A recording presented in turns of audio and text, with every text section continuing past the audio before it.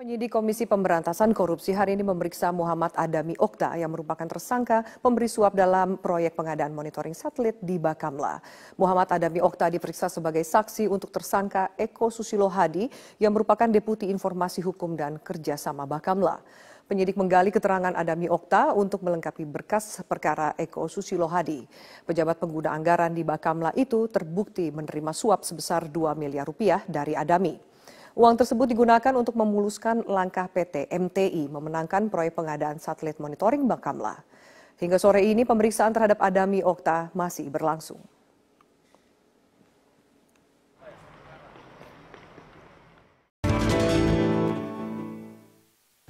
Menarik diskusi kita, bahkan di tengah komersial break pun kita tetap berdiskusi tentang redenominasi ini, pemirsa. Kita akan lanjutkan di Hot Economy pada malam hari ini. Pak Misbakun, selama ini kan tadi sudah disebutkan bahwa wacananya sudah dari tahun 2011, lalu 2013 sudah masuk tuh RUU-nya. Apa yang bikin ini mengendap selama ini? Pansusnya juga sudah ada kan sebetulnya? Belum. Oh, belum. Okay. Jadi ini kan masih di prolegnas. Kita sih kepinginnya pemerintah kalau punya keberanian, ya ayo dibahas.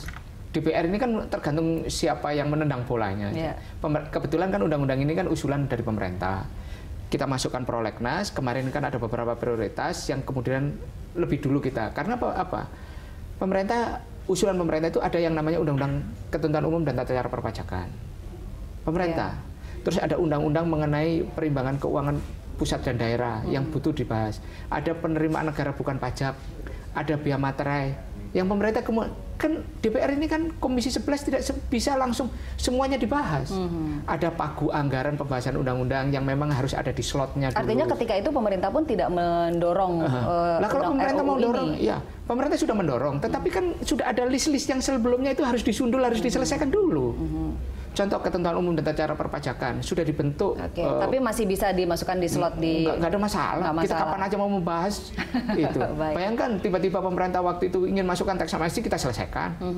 Itu. Intinya bisa diselesaikan lah ya. Bisa diselesaikan. Kita nggak ada masalah. Kita dukung pemerintah sepenuhnya maunya apa. Yang penting bagaimana kemudian undang-undang ini berjalan dengan baik, tidak menimbulkan kericuan-kericuan baru, kegaduhan itu. Apalagi ini tujuannya sangat bagus sekali. Baik, ini sudah didukung sekali lagi. Bisalah masuk ke slot prolegnas 2017. Tapi yang dikhawatirkan tadi masa transisinya ya Pak ya. Betul. Ini memang perlu waktu yang sedemikian panjang. Nah persisnya apa? Apa yang harus dilakukan di masa transisi yang sedemikian panjang itu oleh pemerintah? Kalau menurut saya masa transisi jangan stick gitu ya, harus fleksibel gitu. Ada evaluasinya. Ada evaluasinya. Kalau perlu setahun ya setahun. Kalau perlu diperpanjang silahkan diperpanjang supaya betul-betul. Saya begini Pak, tadi kalau kita boleh mengkritisi apa yang disampaikan oleh BI, masa transisinya 7 tahun dan sebagainya, terlalu lama. Betul. Kalau menurut saya terlalu lama. 7 tahun malah terlalu lama. Kalau menurut saya ini periode 1 tahun masalah sosialisasi, 1 tahun masa transisi, yang 1 tahun lagi penarikan rupiah lama, dan tahun keempat selesai. Sudah 4 tahun selesai. Jadi tidak sampai 2025 sesuai dengan peta jalan. Teknologi sudah sedemikian majunya. Jadi yang penting adalah pada saat kita melakukan masa transisi, rakyat tidak dibuat bingung. Kalau mereka pergi ke toko, pergi ke pasar, dibuat 2 harga. Harga lama misalnya tadi Rp50.000, ada mata uang lama, Anda silahkan bayar pakai mata uang lama. Ada lagi mata uang baru Rp50. Anda mau pilih yang mana? Terus sampai sekian lama, sampai betul-betul paham. Dengan kondisi geografis Indonesia yang sedemikian banyaknya kepulauan gitu, dan ini memang dipisahkan oleh penting. laut, 1 tahun Anda optimistis bisa selesai? Saya yakin kalau BI berniat, dan saya melihat BI ini sangat optimis gitu. Karena saya juga ikut. Saya termasuk yang mengkritik BI dalam kaitan terlalu panjang. 4 tahun. Anda sepakat juga optimistis 4 tahun bisa selesai? Kalau menurut saya, edukasi ini setahun cukup. Betul. Ya kan? Setahun cukup lah. Jakarta, uang beredar paling banyak di mana sih? Ya kan? Di kepulauan-kepulauan itu kan tinggal masalah edukasi. Masyarakatnya juga nggak terlalu banyak transaksinya. Itu kan bisa diselesaikan pada saat tahap implementasi dan pelaksanaannya. Ini saya suka sekali, justru optimisme ini yang muncul. Tidak 7 tahun, tapi bisa 4 tahun. Jadi yang bisa didik adalah dunia usahanya, para pedagangnya, dan juga para sekolah, mahasiswa, siswa itu diberi pendidikan bahwa ini loh mata uang baru, caranya menggunakan ini. Saya kok yakin ya dengan kondisi seperti sekarang itu tidak masalah masalah. Semoga pemerintah menyaksikan dialog kita pada malam hari ini ya. Pak, banyak pihak yang optimistis begitu. Baik, kita harus jeda lagi. Nanti kita tiba di segmen terakhir. Pemirsa jangan kemana-mana. Hot Ekonomi akan kembali. Pemirsa, inilah headline news pukul 1 waktu Indonesia Barat. 4.200 lebih rumah warga di Tuban, Jawa Timur masih terendam banjir luapan Sungai Bengawan Solo. Banjir sudah melanda Tuban selama sepekan terakhir. Pantauan tim Metro TV dari atas perbukitan Kapur di sisi utara aliran Bengawan Solo menunjukkan luasnya banjir. Selama sepekan terakhir, banjir akibat luapan Sungai Bengawan Solo masih merendam 34 desa dari 5 kecamatan di Tuban. Ketinggian air mencapai rata-rata 1 hingga 2 meter. 4 desa diantaranya terisolasi dengan 14.500 lebih jiwa terdampak. Namun demikian, hampir sebagian besar warga masih enggan mengungsi. Sejumlah petugas melakukan patroli keliling menggunakan perahu untuk menjaga keamanan dan menawarkan perahu untuk beraktivitas. Badan Penanggulangan Bencana Daerah BPBD Tuban mencatat banjir tahun ini adalah yang terparah dalam 5 tahun terakhir.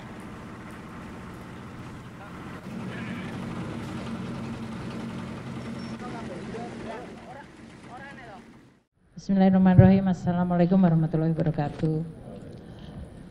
Pertama-tama saya ingin menyampaikan terima kasih kepada seluruh jajaran pimpinan KPK yang telah menginformasikan mengenai kejadian operasi tangkap tangan terhadap salah satu staf di Direktorat Jenderal Pajak.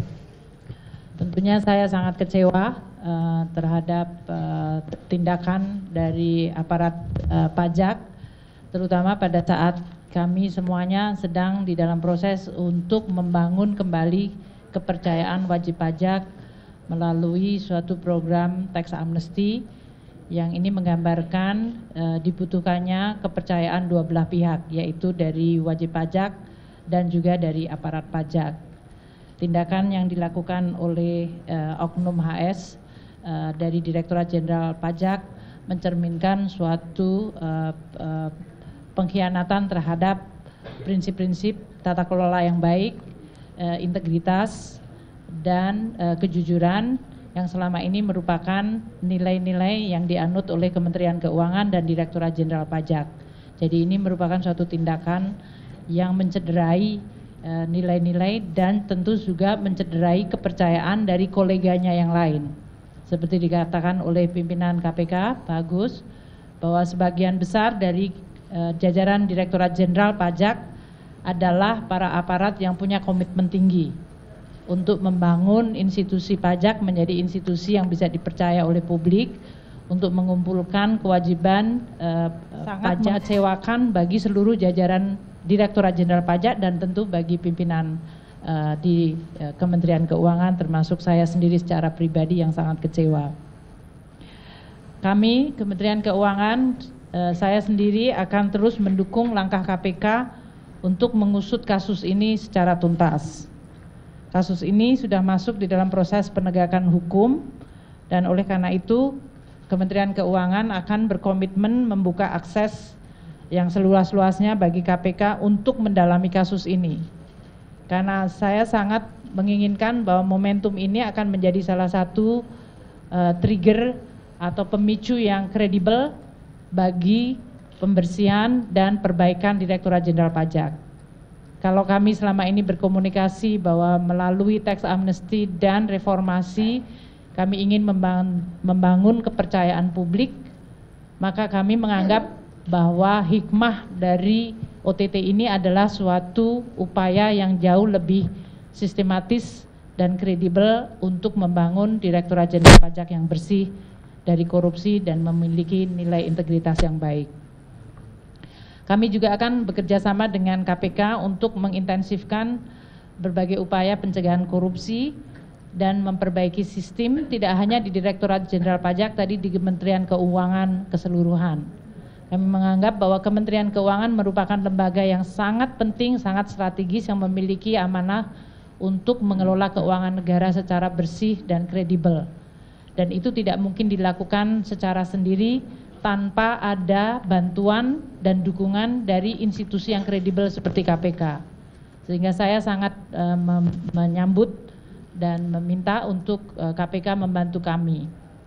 Sehubungan dengan reformasi di Direktorat Jenderal Pajak yang telah saya sampaikan beberapa saat ini, maka saya akan segera membentuk dan mengumumkan tim reformasi di Direktorat Jenderal Pajak yang tidak hanya menyangkut masalah korupsi, tapi menyangkut ada 5 hal yang sangat strategis.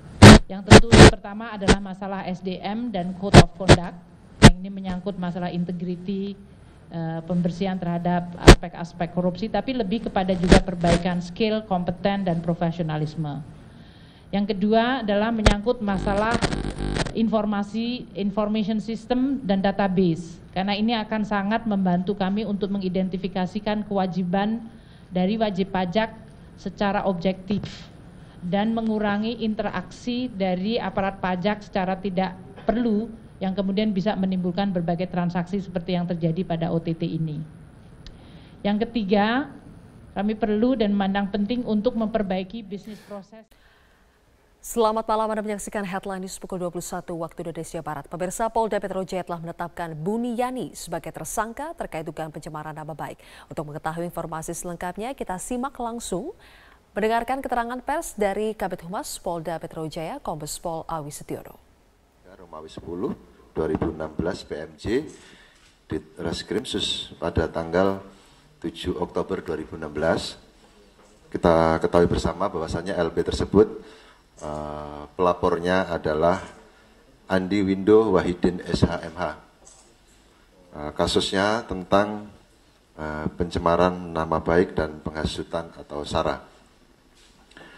Adapun untuk identitas terlapor, yaitu nama BY, jenis kelamin laki-laki, tempat tanggal lahir Lombok Timur 16 Mei 1969, pekerjaan dosen agama Islam, Kewarganegaraan Indonesia, alamat Kalibaru, Permai, Blok B2, nomor 15 RT 002007, Kelurahan Kalibaru, Kecamatan Cilodong, Depok, Jawa Barat.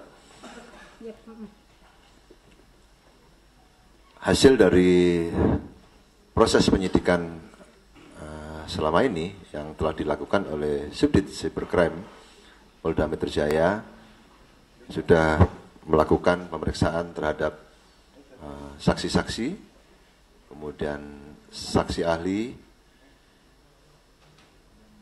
Sampai dengan hari ini kita telah melakukan pemanggilan terhadap terlapor. Tadi pagi sekitar jam berapa tadi Pak Roberto? Jam 11 ya.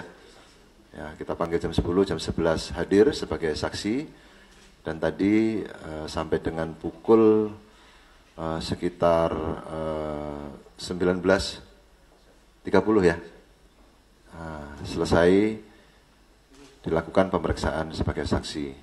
Namun demikian dengan hasil pemeriksaan, hasil konstruksi hukum, pengumpulan alat-alat bukti dari penyidik pada kesempatan malam hari ini sekitar pukul 20.00 dengan bukti permulaan yang cukup, yang bersangkutan saudara BY kita naikkan statusnya menjadi tersangka. Bahwasanya yang bersangkutan dari tuduhan persangkaan oleh pelapor terkait dengan pencemaran nama baik dan penghasutan SARA yang dapat kita penuhi terkait dengan unsur-unsur perbuatan pidananya, yaitu terkait dengan.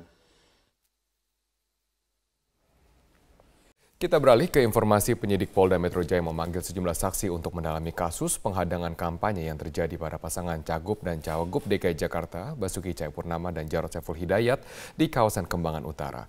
Cawagup petahana Jarod Saiful Hidayat menjadi salah satu saksi yang hadir untuk memberikan keterangan. Kita bergabung bersama dengan rekan kami Aftian Siswoyo langsung dari Mapolda Metro Jaya di Jakarta untuk informasi selengkapnya. Aftian, apa saja keterangan yang disampaikan Jarod Saiful Hidayat sebagai saksi kepada penyidik Polda Metro Jaya? Robert, hari ini Jarod Saiful Hidayat tiba di Mapolda Metro Jaya pada pukul 16 waktu Indonesia Barat, dan Jarod sempat memberikan beberapa keterangan kepada awak media bahwa terkait kehadirannya hari ini adalah berkapasitas sebagai saksi terkait kasus penghadangan ketika melakukan kampanye di kawasan Kembangan Utara. Dan di sini Jarod juga akan memberikan penjelasan serta klarifikasi atas tindak pidana pilkada yang dialami. Kemudian Jarod juga menjelaskan bahwa banyak sekali yang melakukan penghadangan ketika melakukan kampanye di kawasan Kembangan Utara, baik ketika Jarod berada di lapangan ataupun ketika melakukan sholat asar di masjid. Dan dalam minggu ini pihak kepolisian akan menyelesaikan berkas perkara dan diserahkan ke jaksa penuntut umum untuk proses tindak lanjut. Dan selain Jarod, hari ini juga dihadirkan 11 orang saksi lainnya untuk memberikan keterangan. Dan hingga saat ini memang pihak kepolisian masih belum menetapkan tersangka dalam kasus penghadangan yang dilakukan oleh salah satu warga berinisial NS yang disebut sebagai komandan lapangan. Dan tadi setelah kehadiran Jarod, tadi juga hadir dalam pemanggilan hari ini adalah Ketua DPRD DKI Jakarta, Prasetyo Edy, dan di sini Prasetyo Edy mengatakan bahwa mengetahui terkait permasalahan ini, yaitu permasalahan penghadangan ketika melakukan kampanye di kawasan Kembangan Utara. Prasetyo Edy juga meskipun tidak mengikuti kampanye di kawasan Kembangan Utara, namun sebagai ketua tim hari ini datang berkapasitas sebagai saksi. Dan Prasetyo Edy juga menjelaskan bahwa ada beberapa bukti yang dibawa, termasuk yaitu bukti video dan juga beberapa bukti foto. Dan berikut merupakan pernyataan selengkapnya dari Jarod Saiful Hidayat. Terlapornya hanya NS saja yang di Kembangan itu atau ada yang lain? Saya tidak tapi kemungkinan itu kan ada banyak yang menghadang ya. Baik menghadang pada saat di lapangan maupun pada saat saya sudah ke tempatnya Pak Haji Saman dan menunaikan ibadah sholat asar, itu masih Pak, mereka ikut. Pak, menyebut ada keterlibatan tokoh politik di balik penghadangan itu, siapa sebenarnya Pak? Saya nggak ngerti, tanyakan pada penyidik nanti ya. Tugasnya Panwas, tugasnya polisi untuk bisa menyidik. Robert. Baik, terima kasih Aftian Siswoyo atas informasi Anda. Calon Wakil Gubernur DKI Jakarta Jarod Saiful Hidayat mempertanyakan kinerja Badan Pengawas Pemilu atau Bawaslu yang seolah lamban memproses aksi-aksi penghadang kampanye. Peneliti Divisi Hukum Perludem, Fadli Ramadhani, menilai Bawaslu dan polisi harus menindak tegas pelaku yang mengganggu hak konstitusional paslon untuk memberikan efek jerah. Main aja ke PD.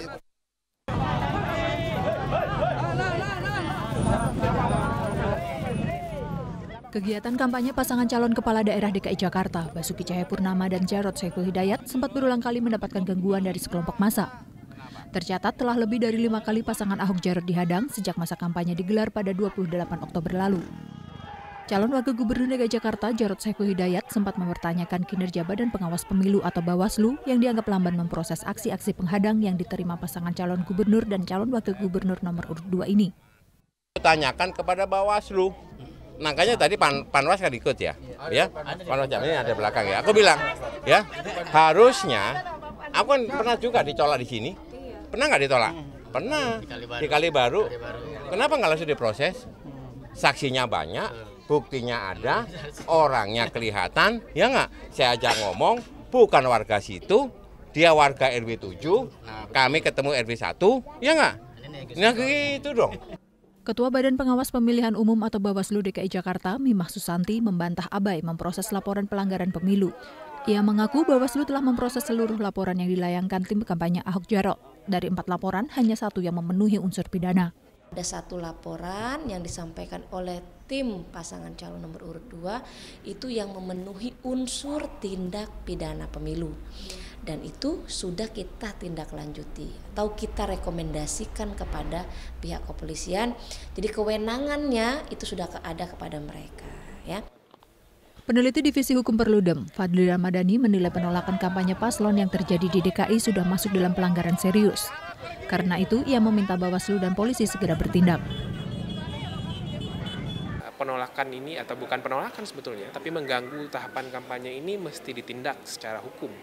Nah, makanya pembelajaran penindakan secara hukum itu nanti akan memberikan efek jerah kepada orang yang akan melakukan atau orang yang masih melakukan. Nah, makanya menurut saya ini tidak bisa dibiarkan. Kalau ini dibiarkan dan tidak ditindak secara tegas, ini bisa menjadi presiden bagi daerah lain yang melangsungkan pilkada di 100 daerah yang lain. Kegiatan kampanye adalah hak setiap pasangan calon kepala daerah yang dilindungi oleh undang-undang. Jika hal ini dibiarkan, dikhawatirkan tidak hanya akan menjadi presiden buruk bagi pelaksanaan demokrasi, tetapi juga penegakan hukum di Indonesia. Apalagi ada ancaman pidana bagi para pelaku.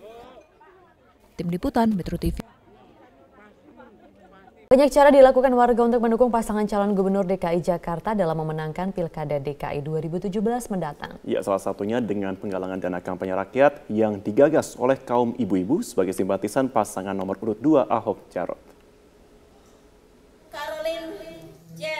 Dalam rangka mendukung pasangan petahana Ahok Jarot, kelompok ibu-ibu arisan di RW 12 Pejagalan Penjaringan Jakarta Utara menggalang dana kampanye rakyat. Meski sederhana, sejumlah ibu mengaku sukarela menyumbangkan uang mereka terhadap perjuangan Ahok Jarot. Komunitas ibu-ibu arisan merasa bahwa pasangan Ahok Jarot telah memberikan bukti dalam pembangunan ibu kota Jakarta, termasuk diantaranya sejumlah program kerja yang telah dirasakan kaum perempuan. Memang kita mengumpulkan dana ini itu nanti untuk dari kita untuk kita juga tergerak, ibu-ibu kita tergerak karena sumbangan itu karena kita merasa menginginkan punya pemimpin yang jujur dan anti korupsi. Karena bapak-bapak itu yang telah memberikan kita ke anak-anak kita sekolah dan kita lingkungan juga bersih semuanya. Adanya inisiatif warga dalam penggalangan dana kampanye rakyat disambut baik oleh tim relawan kampanye rakyat Ahok Jarot. Tim relawan mengaku terharu atas kepedulian warga untuk mendukung perjuangan pasangan Ahok Jarot. Oke, jadi dari ibu-ibu arisan di sini mereka biasa sebulan sekali memang melakukan arisan, dan pada arisan di bulan ini mereka mengundang kita dari tim penggalangan dana untuk bersama-sama melakukan kampanye rakyat untuk mendukung Basuki Jarot sebagai pasangan calon gubernur dan wakil gubernur. Jadi ibu-ibu yang arisan tadi agak bingung mau ikut berpartisipasi dalam kampanye rakyat, tapi caranya gimana? Jadi kemarin perwakilan ibu RT-nya datang ke Rumah Lembang. Para ibu berharap agar hasil dana yang dikumpulkan bisa digunakan sebaik-baiknya untuk pemenangan pasangan Ahok Jarot pada Pilkada DKI 2017 mendatang. Dari Jakarta, Muhammad Rian, Metro TV. Nisha, bagaimana keberlangsungan acara di sana? Marvin, saat ini digelar acara Parade Bhinneka Tunggal Ika di kawasan Patung Kuda, Monas, Jakarta Pusat, dan saat ini ratusan warga masyarakat berkumpul di sini. Saat ini sedang digelar berdoa dari lintas agama, dari umat lintas agama. Mereka ini berdoa untuk kelancaran acara Parade Bhinneka Tunggal Ika dan juga untuk kebinekaan di Indonesia yang kemarin sempat terpecah. Tadi kami sempat berbincang dengan beberapa warga yang ada di sini. Mereka mengikuti acara ini dengan tujuan agar bisa menjadi bagian dari untuk merawat kebinekaan di sini. Dan menariknya juga nanti mereka akan berjalan titiknya dari sini, dari kawasan Patung Kuda untuk menuju ke kawasan Bundaran Hotel Indonesia. Dan nanti di sepanjang perjalanan menuju ke Bundaran Hotel Indonesia mereka akan menampilkan pertunjukan, berbagai pertunjukan dari atau yang ada di Indonesia seperti ada Reok Ponorogo, kemudian ada ondel-ondel, ada debus, dan juga ada barongsai. Dan yang menarik juga mereka ada di sini adalah diminta oleh penggagas acara ini untuk menggunakan pakaian adat dari seluruh Indonesia. Dan bagi mereka yang tidak memakai pakaian adat bisa menggunakan kaos bernuansa merah putih. Dan selain itu nantinya juga mereka berada di sini untuk bersama-sama, atau pesan yang ingin disampaikan adalah untuk memberitahu masyarakat bahwa perbedaan ataupun keberagaman yang ada di Indonesia inilah yang menyebabkan Indonesia menjadi kaya, Indonesia menjadi satu. Dan berikut adalah pernyataan selengkapnya dari penggagas Parade Bhinneka Tunggal Ika. Kita ingin merayakan kembali yang namanya kebinekaan di negeri ini. Kita ingat bahwa konstitusi kita itu adalah Pancasila, Undang-Undang Dasar 45, yang di dalamnya itu sangat menempatkan kebinekaan, keberagaman bangsa ini sebagai salah satu faktor pemersatu bangsa ini gitu. Dengan format yang sangat cair, bikin happy, semua bisa terlibat. Kita akan melihat bagaimana beragamnya kebudayaan, tradisi, agama negeri ini gitu. Ya Marvin, dan sesaat lagi ratusan peserta Parade Bhinneka Tunggal Ika ini akan berjalan menuju ke Bundaran Hotel Indonesia, dan nanti kita akan bertemu lagi di Bundaran Hotel Indonesia untuk menyaksikan seperti apa perjalanan mereka dari Patung Kuda Monas Jakarta Pusat. Sementara demikian, Marvin, kembali ke Anda di studio. Selamat siang pemirsa, inilah Headline News pukul 14 waktu Indonesia Barat. 15 nelayan dinyatakan hilang akibat kapal berbendera Thailand dan kapal nelayan tabrakan di perairan Tuban, Jawa Timur. Berdasarkan informasi petugas Pelabuhan Brondong Lamongan, tabrakan terjadi pada pukul 4 dini hari tadi saat kapal berbendera Thailand KM Tyson sempat membawa tapioka dari Thailand tujuan Surabaya bertabrakan dengan KM Mulia Sejati. Dan untuk mengetahui bagaimana upaya pencarian 15 nelayan yang hilang, saat ini kita sudah terhubung dengan Pak Misngadi, Syah Bandar Pelabuhan Brondong, Lamongan, Jawa Timur. Selamat siang, Pak. Selamat siang. Ya, bagaimanakah upaya atau bagaimanakah kronologis peristiwa ini, Pak? Siap. Kronologi kejadian ini tadi pagi sekitar pukul 4 pagi. Itu kapal nelayan Mulia Sejati ditabrak MV Tyson 4. Ya. Di posisi kurang lebih 17 mil dari Pelabuhan Brondong gitu, Pak. Ya. Bagaimanakah upaya pencarian saat ini, Pak? Untuk posisi sekarang sudah dalam tahap evakuasi terhadap 12 orang yang selamat. Untuk yang 15 masih belum diketahui nasibnya. Jadi ini yang 12 untuk dievakuasi ke Pelabuhan Lamongan Sorbes untuk mendapatkan pertolongan lebih lanjut gitu, Pak. Jadi masih 15 orang masih dicari ya, Pak Misngadi ya? Siap, ini Basarnas beserta tim lainnya menyisir para korban tersebut untuk mencari keberadaan mereka gitu, Pak. Baik, Pak Misngadi, dari 15 orang yang masih dicari, apakah warga negara mereka semua warga negara Indonesia, Pak? Oh, yang dicari ini warga negara kita, Pak. Ini baik. Nelayan dari Juwana, Jawa Tengah gitu, Pak. Ya. Baik, terima kasih Pak Misngadi telah memberikan informasi kepada kami. Selamat malam pemirsa, aksi teror terhadap kandidat kepala daerah kembali terjadi di Provinsi Aceh. Kali ini penembakan terjadi di rumah calon gubernur Aceh Tarmizi Karim oleh orang tidak dikenal. Dan untuk mengetahui informasi selengkapnya, kita terhubung dengan Dazen Frila langsung dari Banda Aceh. Dazen, bagaimana kronologi penembakan rumah Tarmizi Karim?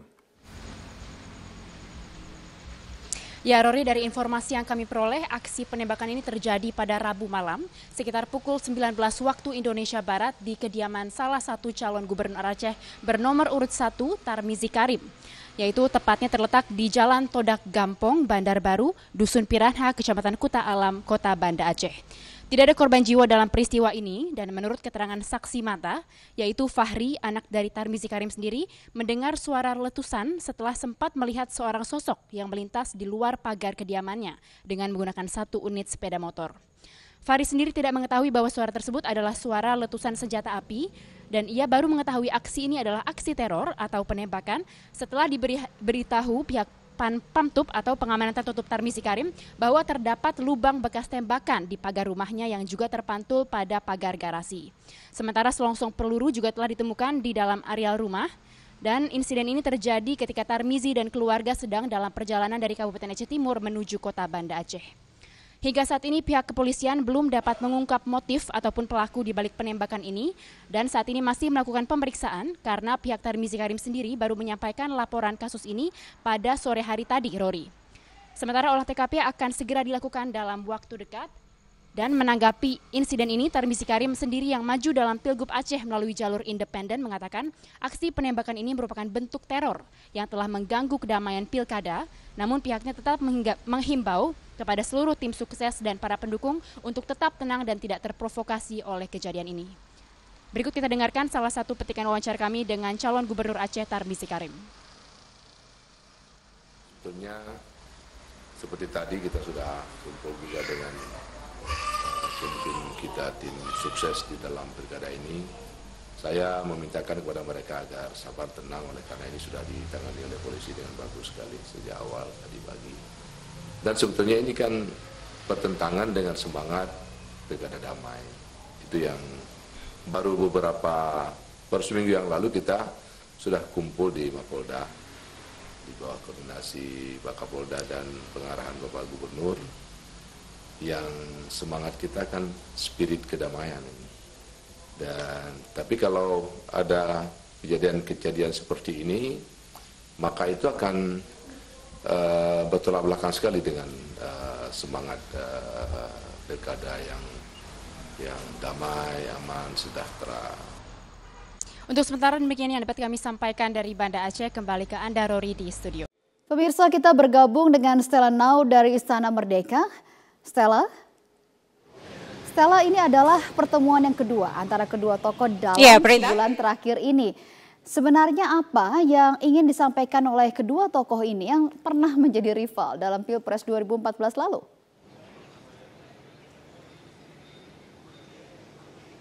Menarik sekali satu hal yang disampaikan oleh Presiden Joko Widodo dan Ketua Umum Gerindra Prabowo tadi saat bertemu santai ya, mereka ngobrol di depan Istana Merdeka.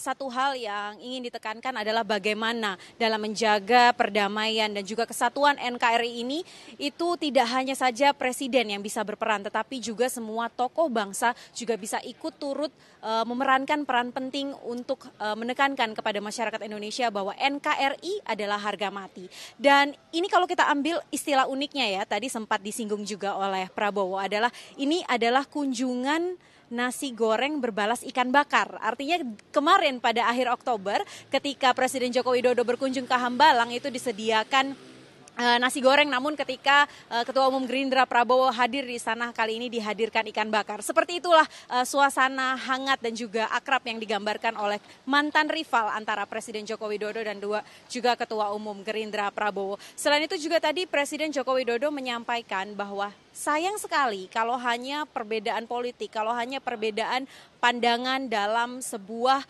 tatanan menjalankan pemerintahan itu menjadi pengganggu dan kemudian merugikan masyarakat, menjadi halangan bagi kita untuk membangun bangsa Indonesia. Karena kalau kita lihat pada tanggal demo 4 November kemarin, sebenarnya safari-safari politik seperti ini itu sudah dilakukan oleh Presiden Joko Widodo, tidak hanya kepada partai, tapi juga di kalangan pemuka agama. Dan juga banyak diskusi-diskusi yang juga sudah dilakukan oleh Presiden Joko Widodo. Namun menarik kita ikuti langsung bagaimana pernyataan Presiden ini untuk menekankan bahwa NKRI adalah harga mati. Berikut pernyataan Presiden Joko Widodo.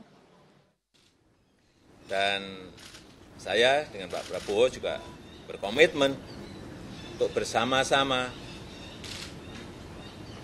menjaga Indonesia yang majemuk ini. Jangan kita tidak menginginkan kita terpecah belah gara-gara perbedaan politik. Tidak. Karena sangat mahal harganya bagi negara kesatuan Republik Indonesia. Selain itu, Prita, kami juga menanyakan kepada Ketua Umum Gerindra Prabowo, apakah memang masih perlu jika masyarakat yang tidak setuju dengan pengurusan atau proses hukum Gubernur DKI Basuki Cahayapurnama ini turun ke jalan lagi. Karena banyak sekali informasi yang berkembang di sosial media, itu tanggal 25 November akan ada aksi susulan. Di sini Prabowo menekankan sebagai salah satunya juga tokoh bangsa adalah kita harus mempercayakan proses hukum yang sudah berjalan. Karena memang sejak sebelum tanggal 4 November sebenarnya proses hukum terhadap Basuki Cahayapurnama itu sudah dilakukan oleh pihak kepolisian. Jadi ketika kemarin sudah digelar perkaranya, sudah jelas status hukumnya, tentunya kita harus menunggu lebih lanjut apakah kepolisian akan bekerja secara profesional atau tidak, itu yang harus diawasi. Sehingga tidak perlu lagi ada aksi turun ke jalan yang kemudian berujung gaduh ataupun ricuh. Seperti apa pernyataannya, kita ikuti langsung pernyataan Ketua Umum Gerindra Prabowo. Tidak akan malu-malu dan segan, saya akan selalu menganjurkan kesejukan. Jadi bukan menghadapi 25, Pak. Setiap saat saya akan menganjurkan selalu untuk kita tidak usah gaduh, jangan gontok-gontokan, jangan tegang.